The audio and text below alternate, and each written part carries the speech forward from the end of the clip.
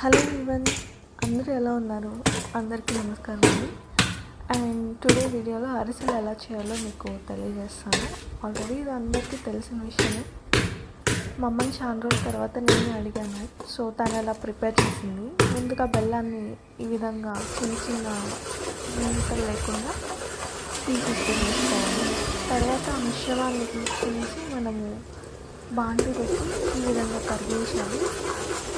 పాక్ సరిగ్గా వస్తుందో లేదో టెస్ట్ చేసుకుంటూ ఉండాలి. మధ్యలో ఇన్ బిట్వీన్ ముదురు పాకం లేకుండా లేత పాకం తీసుకుంటే మనకి చాలా మెత్తగా ఉంటాయి తినడానికి. అండ్ మధ్యలో యాలకులు మిక్స్ చేసామండి. పాక్ రెడీ అయిన తర్వాత పిండి ఈ విధంగా వేసుకొని ఉంటలు లేకుండా స్టిర్ చేసుకుంటూ ఉండాలండి.